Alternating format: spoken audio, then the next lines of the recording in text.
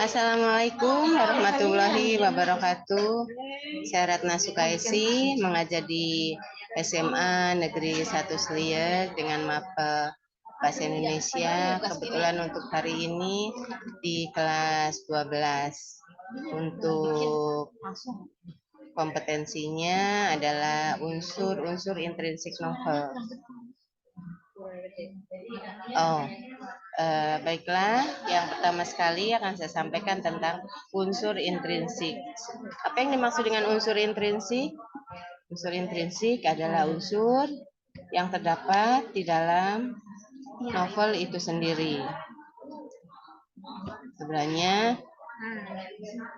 bukan hanya unsur intrinsik saja yang terdapat dalam novel, tapi juga ada yang disebut dengan unsur ekstrinsik novel. Hanya saja pada bagian ini kompetensi yang dibahas adalah unsur intrinsik. Kalau unsur ekstrinsik itu adalah unsur yang dapat di luar novel itu sendiri, seperti kepengarangan dan lain-lain.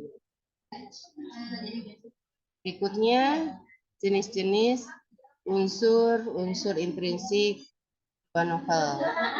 Yang pertama adalah tema, yang kedua alur atau plot, yang ketiga latar atau setting, yang keempat penokohan, yang kelima point of view, yang keenam amanat, dan yang ketujuh gaya bahasa.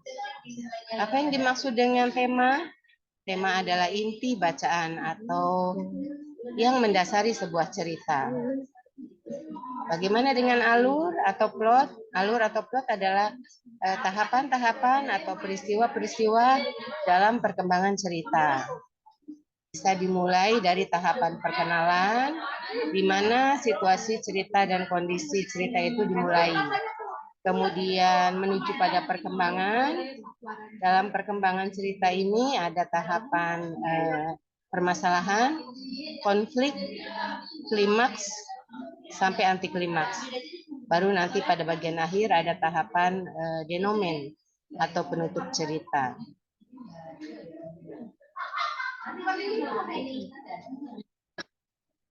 Yang ketiga adalah latar atau setting.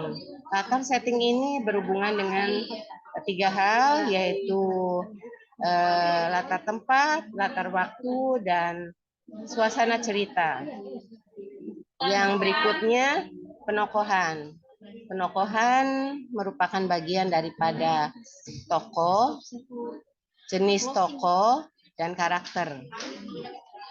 Tokoh di sini ada tokoh utama, ada tokoh pendamping. Jenisnya itu ada jenis antagonis, protagonis, dan karakter, masih banyak yang lainnya. Berikutnya adalah point of view. Point of view ini adalah sudut pandang pengarang, di mana pengarang akan membuat sentral cerita. Biasanya ada 3 bagian, pada orang ke-1, orang kedua, dan orang ketiga. Atau bisa juga pengarang sebagai motivator, sebagai pengamat cerita. Berikutnya amanat. Amanat adalah pesan moral pengarang melalui cerita, khususnya di sini adalah novel. Dan yang terakhir adalah gaya bahasa. Gaya bahasa yaitu hubungannya dengan majas, bukan bahasa baku atau bahasa standar, tapi hubungannya dengan bahasa yang indah, perumpamaan, kiasan-kiasan dalam cerita itu. Barangkali sekian dulu untuk unsur-unsur intrinsik novel. Terima kasih, semoga bermanfaat. Assalamualaikum warahmatullahi wabarakatuh.